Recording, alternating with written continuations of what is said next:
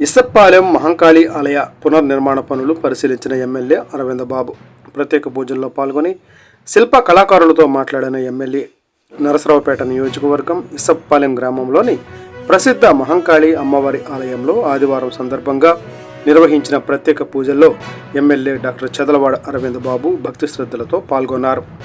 ముందుగా అమ్మవారికి ప్రత్యేక అభిషేకాలు అర్చనలు నిర్వహించగా అనంతరం ఆలయంలో జరుగుతున్న పునర్నిర్మాణ పనులను ఆయన సమగ్రంగా పరిశీలించారు.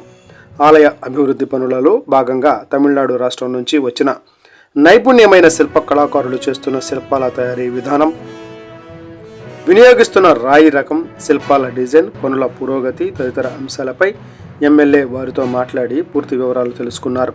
ఆలయం సంప్రదాయాలకు అనుగుణంగా శాస్త్రోక్తంగా పనులు జరుగుతున్నాయా అనే విషయాన్ని కూడా ఆయన ప్రత్యేకంగా పరిశీలించారు. ఈ సందర్భంగా ఎమ్మెల్యే మాట్లాడుతూ గ్రామ దేవతల ఆలయాలు ప్రజల ఆధ్యాత్మిక విశ్వాసాలకు కేంద్ర బిందువులని, అలాంటి ఆలయాల అభివృద్ధికి ప్రభుత్వం అన్ని విధాలా సహకరిస్తుందని తెలిపారు. మహంకాళి అమ్మవారి ఆలయాన్ని మరింత భవ్యంగా తీర్చిదిద్దేందుకు అవసరమైన నిధులు, అనుమతుల విషయంలో తన వంతు కృషి చేస్తానని హామీ ఇచ్చారు. అలాగే ఆలయ అభివృద్ధి